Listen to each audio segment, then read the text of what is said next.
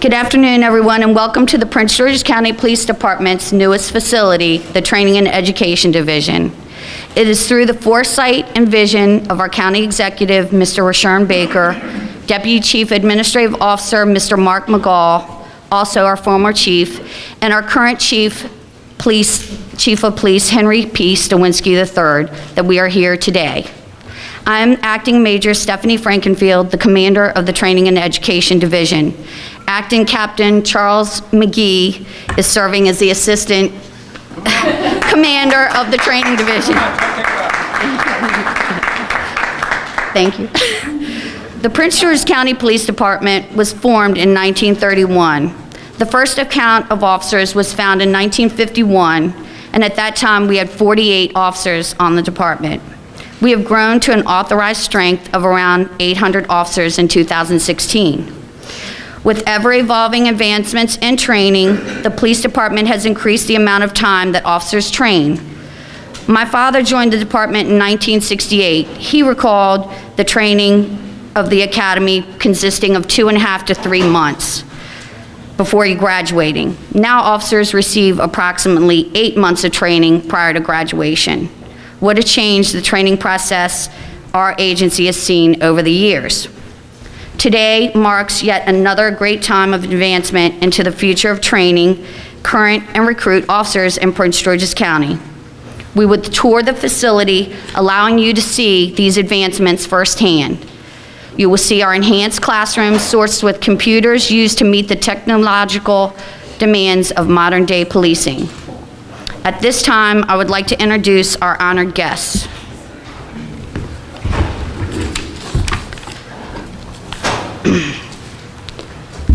Henry P. Stawinski, Chief of Police.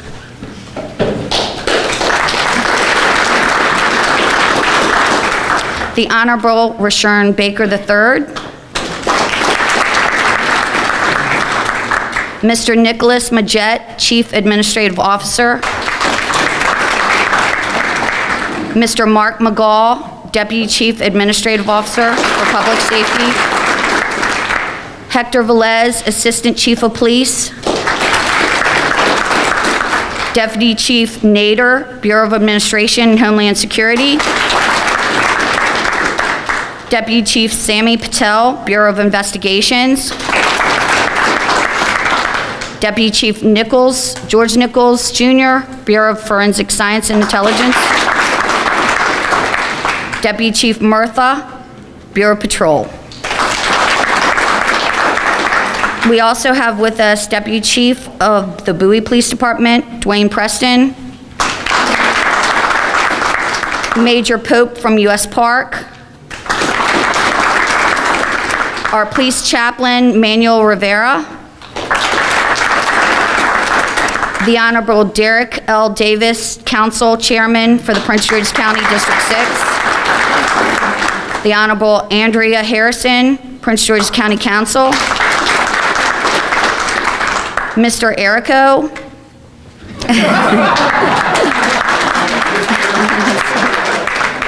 Chief of the Citizens, members of the Chiefs Citizen Advisory Council, if you all can raise your hands. Fire Chief Mark Brashear. Acting Chief Stanley Johnson of the Maryland Park Police. Captain Nancy Ridgely, Office of the Sheriff. Miss Linda Oliver, President of the Police Civilian Employees Association. Director Mary Lou McDonough from the Prince George's County Correctional Facility. Miss Giovanna Whittington, Director of Office of Homeland Security. Deputy Chief Administrative Officer Barry Stanton. Chief Michael Ganella, Upper Marlboro Police Department. And Chief Rice from the New Carrollton Police Department. Please forgive me if there was anyone that was left out during the introductions. At this time, I would like to introduce to you our Chief of Police to speak, Chief Henry P. Stawinski.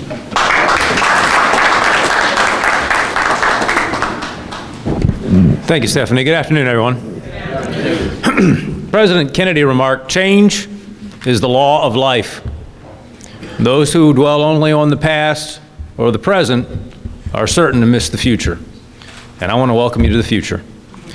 It's day 51 for me. Doesn't seem like it's only day 51, but I have the privilege of being a part of the opening of this new training and education facility. And I want to weigh both of those, both training and education. Those are the things that will ensure that this department remains and continues to lead, remains committed to being the most progressive and arguably the most effective police department in the country. It's a bright day. In the wake of opening District 7, just last week, myself and many of the deputies that you see behind me were hosts to President Erdogan of Turkey. Prince George's County is fundamentally changing. The business and the tourism and the dignitaries that will be coming into our county as a result of the MGM, of the developments that are opening throughout this county, the bright future that we have economically means that this department has to change and evolve as well. And this will be a center of learning and training. This will be the place by which we begin to prepare the young men and women who choose to become Prince George's County police officers how to manage not just crime, which we're doing pretty well with, but also how do you deal with an entire area of Prince George's County increasingly becoming devoted to tourism. People coming from around the world to see Prince George's County. How do you prepare to deal with the growth in population that we'll see? How do you do that effectively? And how do we use all the great resources that this department has? Aviation, marine, the investigative components. How do you use all those to do what? To be both a prevention-oriented and strategy-based police department that will lead both now and in the future. And this building is fundamental to that. This is where that learning begins.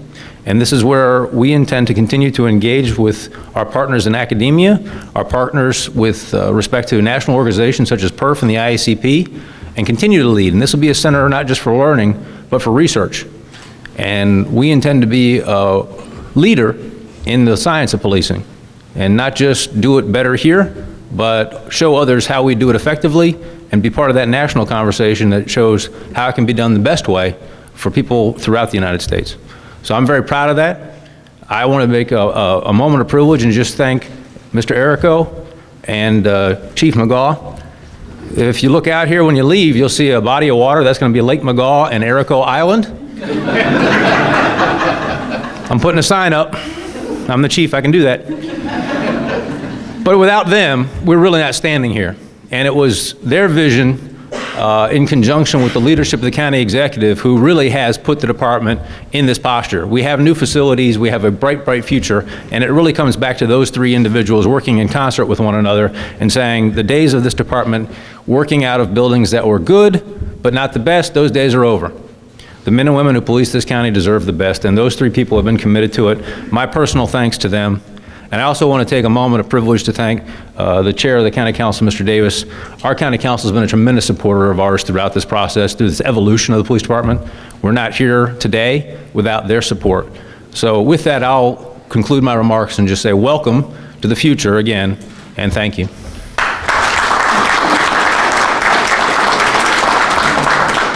Thank you, Chief. At this time, I would like to invite Honorable Rasern Baker, County Exec, to speak. Thank you. I'm going to steal this and move it just for a second. I'm not fumbling around with all the papers and stuff. How's everyone doing this afternoon? For the record, I was not late.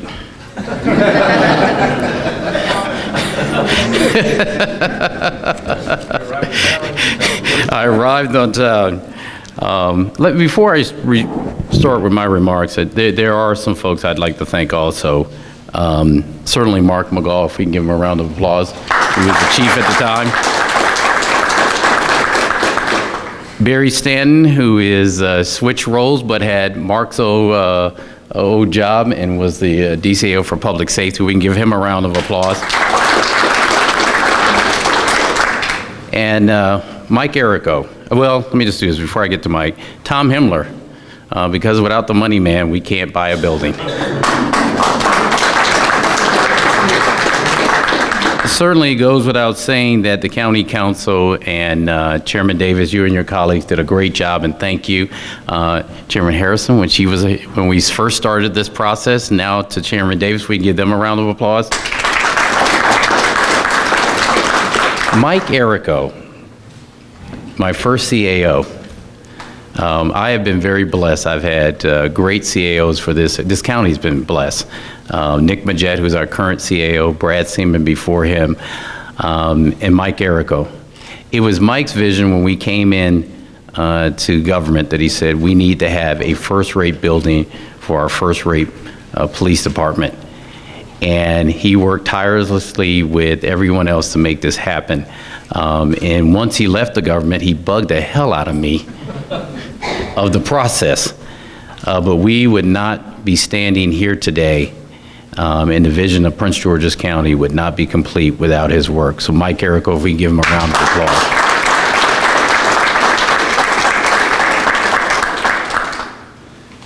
So today, it's a great day in Prince George's County, even in the rain. We're here to cut the ribbon on this facility that is going to transform our incredible police department that is already one of the best in the country to absolutely the best throughout the nation. The actions, decisions, restraints, and character of our police officers show every day throughout our county starts in a facility just like this. Therefore, it is critically important that we provide our police department with the best training and education complex and with the newest facilities that you're going to see later on the tour, which we are very proud of. We must provide the best resources to create the best police force. I believe we are doing just that with this facility. Over the last 5 years, as Chief Stawinski has said, our police force has lowered crime by 40%, as well as reduced homicides and violent crimes by 1/3. I think, Councilwoman Harrison, that those are incredible statistics to stop on and give ourselves a round of applause and to give them a round of applause. I mean, think about it. Thousands of residents haven't been victims of crime. Businesses that are coming back to the county and coming to the county for the first time because of the reduction in crime in Prince George's County. Neighborhoods where children may have been afraid to go out and play, now they can go out and play in the streets because we're safer. This success isn't solely the results of politicians or policies. It is the incredible work of the rank and file police officers that push it to the limit every single day. Their work ethic and professionalism is born and maintained right here and their education and training in this facility. Over the last month, this county suffered a tragic loss. Detective Jakai Colson. I bring that up, and I always pause when I say his name because it's very emotional for us and the police department. I bring up Jakai because throughout this horrible time, I witnessed firsthand the incredible outreach of humanity, fraternity, especially our police department, our government, and among police department communities throughout the world. When I think about the reaction of his passing and the words that were said about his actions and character as a police officer, I smile because I know that these are the qualities that were instilled in him because he had amazing parents that I had a chance to meet. But I also know that he was refined and trained to be the police at our academy by the men and women who train our police officers. I noticed because I had the chance to run with Jakai and his class, as I've run with many classes since I've become county executive. Now, this is not necessarily true or a nice thing. The notes in here say I slowed up the class. And they wanted me to come because they knew it would be easier time. That is not necessarily true. It is true. But you know what? If I could pass on to my successor a tip, it would be to do just what I did. to run with those men and women, to find a way to get to know those men and women in our recruit classes and the men and women who are training them. It was important for me to understand our police department and the strong men and women who are the force. Knowing how hard they train and the men and women who were training them became important for me as county executive in knowing how I wanted to lead this county. From how we train and educate our officers constantly, whether they are 5-year, 10-year, or 20-year veterans, that training is the faith of the county and public safety in Prince George's County. It rests on them. This year in this facility, we're likely to welcome 150 new officers. There are many of our officers who are 20 and 30 years of service and soon will be retiring. It is critical that we quickly replace these heroic officers, veterans, with others coming in. And we not only want to recruit the best and the brightest, but we want officers who are compassionate, who are diverse, who are insightful, and who love this county and the residents that they serve. Just over 20 years ago, there was a recruit who showed up at our training facility. He was the son of a police officer, but he still knew he had to learn the skills on his own to be the police. This recruit worked hard, followed his mission and command, and this past December, I had the pleasure of appointing him the Chief of Police for Prince George's County, Hank Stawinski.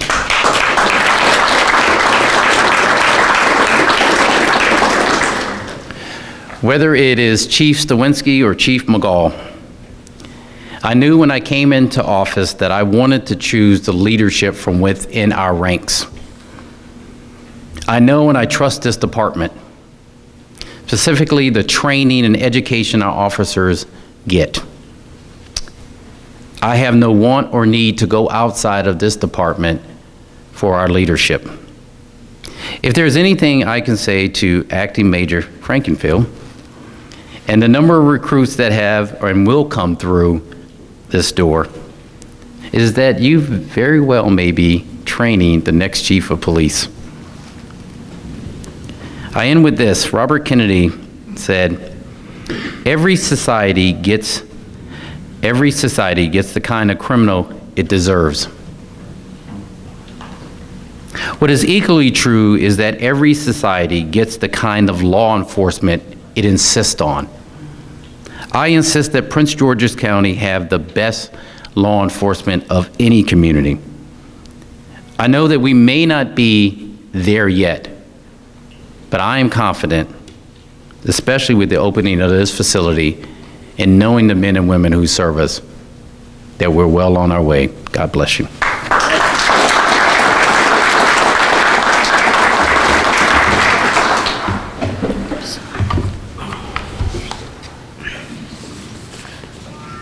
Thank you, Mr. Baker. Also joining us is the Chair of the County Council, Mr. Derek Davis. Thank you, Mr. Derek Davis.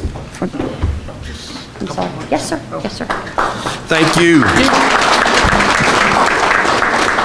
So Mr. Baker stole all the great quotes, so I won't spend much time. But quite honestly, it's a great day in Prince George's County. He forgot to say that. So I'm going to take that. And on behalf of the County Council, we are here to say we are very supportive of this new day in Prince George's County. And the thing that comes to mind, and Mr. Baker said it at the end of his comments to Ms. Frankenfield, you could very well be training the next chief of this department who in another 10, 20, 30 years bears the responsibility of the great strides that we've made in Prince George's County with regard to public safety, with regard to education, with regard to economic development. Those are the basic tenets of a great community. And if you look in Prince George's County and across the state of Maryland and in the region. We are in the District of Columbia, Washington area region. Everyone's paying attention to Prince George's County right now. And so what we do leads the nation's capital and how people perceive operation. It's just a great day and a great way to show people that with great leadership and great vision translated into great management, that here at the confluence of power, Prince George's County sits, and we wait for everyone to come visit. So let's join me and the county council in giving our great men and women who serve us daily and put their lives on the line, and that next generation of people who will come and serve in that same capacity, the round of applause as I take my seat and say thank you.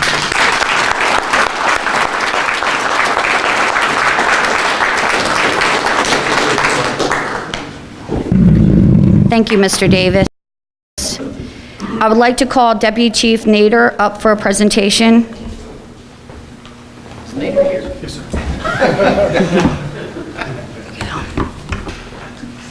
Good afternoon. In every organization, there's that person that keeps things running. There's that unsung hero that often goes behind the scenes without recognition, and it's no different in our organization. So today, one of our employees has reached a milestone, and we want to recognize that, because truly, without the work that they do, the Training and Education Division would not be where it is today. This person handles all of our events. This person stresses out every time we have one, but she does a great job. So soft-spoken, so nice. It's that employee that every time you see them, they have a smile on their face, and they just make it a pleasure to come to work with them. And she's bossed around everybody here, but it's so elegant and so quietly spoken, you don't even realize you're getting bossed around.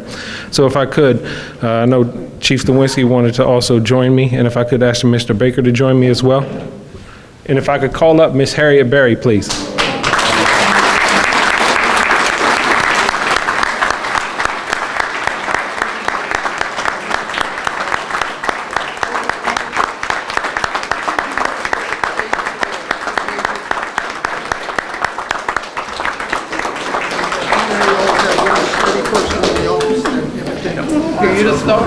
Chief Stawinski has awarded Miss Berry the Chief's Award for her over 30 years of service to the Prince George's County Police Department.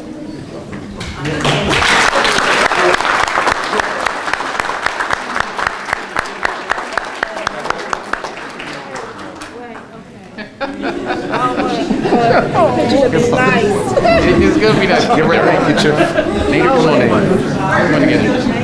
Oh, wait a minute, please. There you go. Thank you.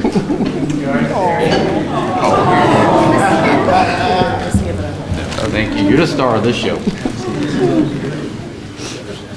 Absolutely. Hey, give me some money. Terrible picture. That's your age. No, it's gonna be a great picture. Thank you.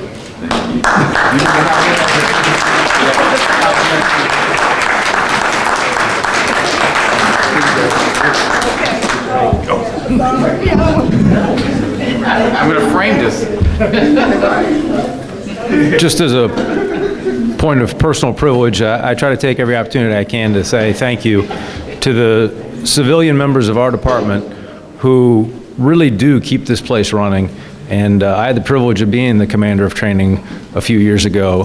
Harriet certainly is an institution with respect to this particular division. It couldn't be done as well or as effectively without Harriet. So Harriet, again, my personal thanks. And again, a big thank you to all the civilian members of this department who really do keep this place moving.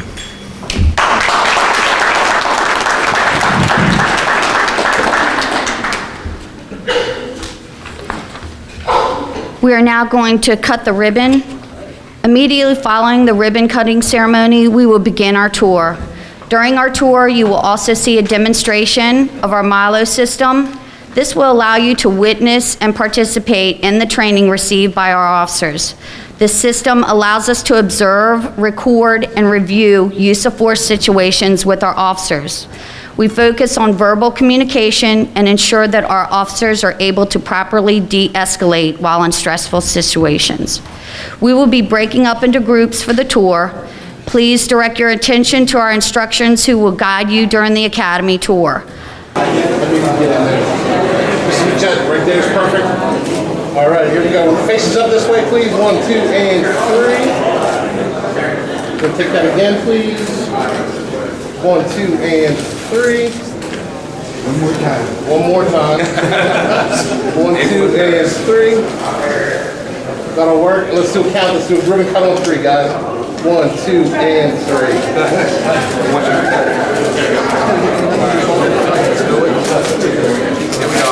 There you go. Wow. They lock these doors. So.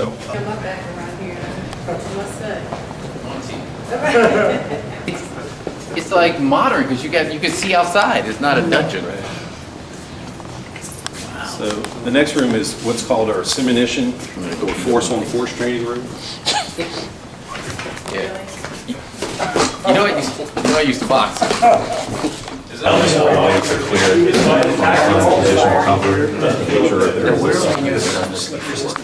in the room downstairs at the old building that had all those markings all over the walls. So that's where we're at. So this is another room where they would have to clear, and there's nothing in this room. We're just kind of using it as storage. Brad didn't get that thing, did he? Yes, I did. They make a star, so you can tell if you get the suspect or the suspect or you're not using cover, and they can tell that's susceptible to the so this is where the suspect is, they're ready to de-escalate.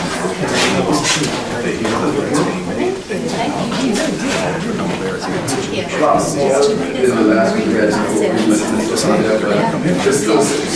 Still serve the same purpose.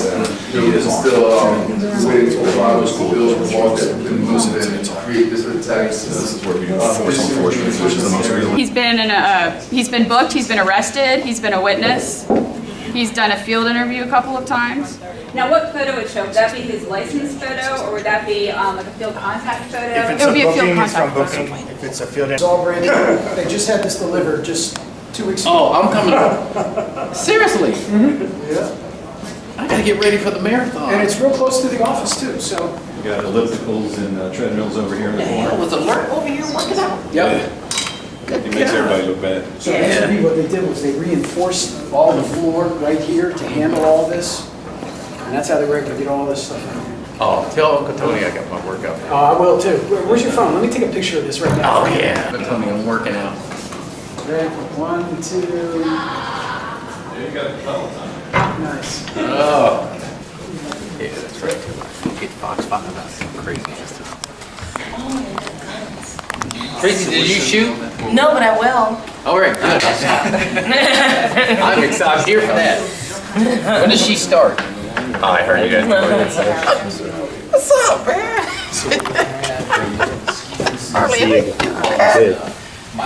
Good to see you. I was going to say I met you. So you over here? Yes, I work for Sergeant Gleason now. Okay. I know where to find you. Why don't you stand up and tell them how to slow the class down? I should have done that, remember? So, Mr. Baker, for example, next week, we have the Tuesday grand jury group will be here for use of force training. Tuesday afternoon, we have leadership Prince George's group coming in to do use of force training. I did it last year. And then Thursday, we have the Thursday grand jury. And then we have Prince George's Community College next Friday, bringing a criminal justice class over. So we use this room for, media, for state's attorneys. State's attorneys are scheduled to come to the range and to do this in 2 weeks. So we really use this a lot, not only for our own officers, but for civilian groups and state's attorneys, judges, citizen complaint oversight panels. So we really. So where were we doing it before we moved here? Like almost in the center of the building at Forbes. It was a lot smaller than this. But if everybody knows the room, because it always has the black walls, he has to have solid black walls so it doesn't reflect light when you're doing the scenarios. You guys are gonna be partners. No, we want to see the county executive first. So the way the system is set up is that we have multiple scenarios, and they're all interactive. So once you actually go into one, like if we pick a scenario, from here, George can actually manipulate the scenario based on the officer's actions. So if they do show command presence, we can have them comply, or if they don't, so if they don't, if they don't do what they're supposed to, we can actually have them escalated, and we can change it and manipulate it any way we want to. It gives us branching options. So it has hundreds of scenarios in there, from regular traffic stops to domestics to active shooter to everything in it, that we can actually do control scenarios and stuff like that. So it actually is on the screen and we're interacting. We want to get the county executive doing this. Only if you go with them. I want to see you first. Come on, Trey. It's working. All right. The first couple of minutes. Okay. I know enough time, I'm supposed to hold this down.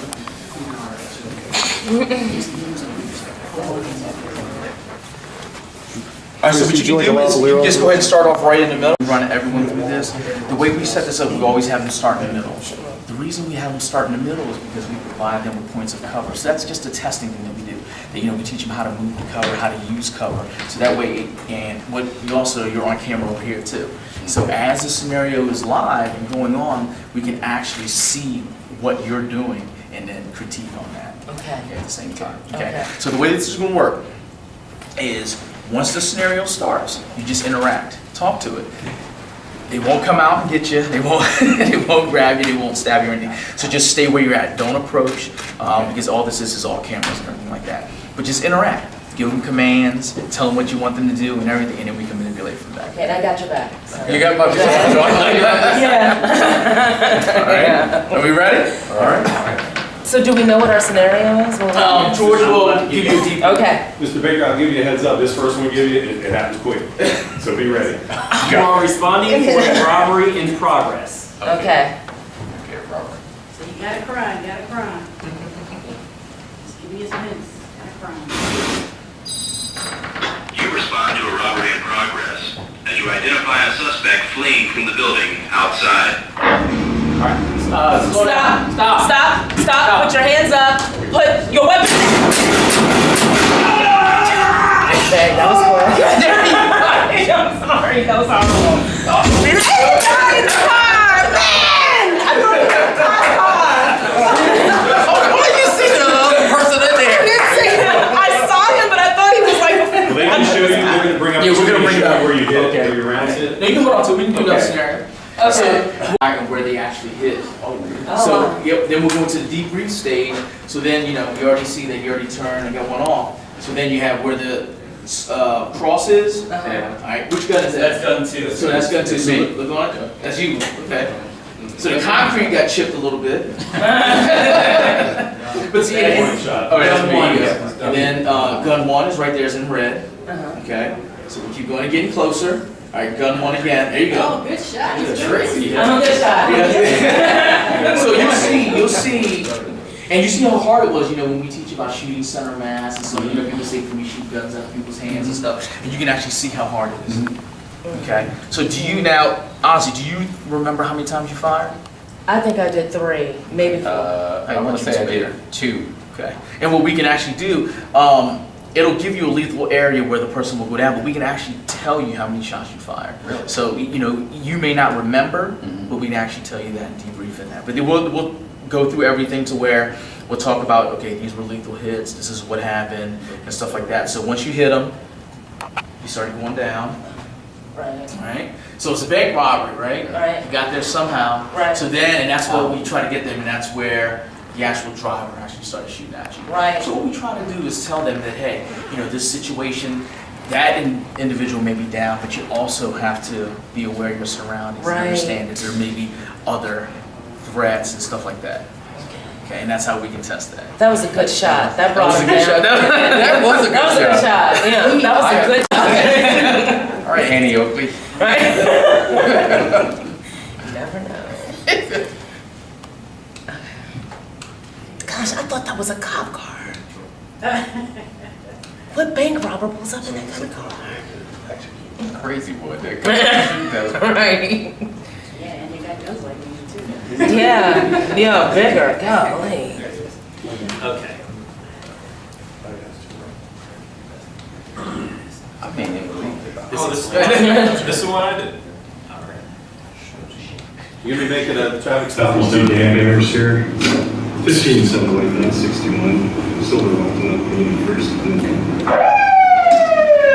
There's no getting at the drug which passenger on the vehicle.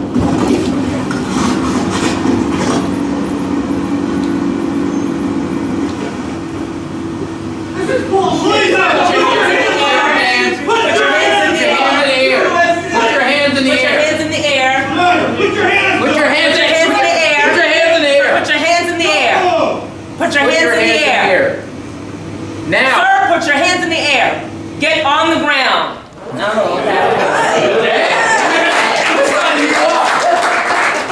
Hey, with the concrete. do this before. The good thing about it is we have a camera and that recorded you, and it's interesting to see your reaction because when he started reaching, both y'all, what guns came up? You both don't feel threatened right now, right? Right. Your guns are low ready. When he comes out, you guys are just listening to him, giving him good commands. Right, look, I have both hands on my gun. Like, you're reaching. And all of a sudden, when he reaches, look. You guys both came up. But we didn't shoot him. That's right. Give us credit. Yeah. And one of the reasons why we do this one is, not every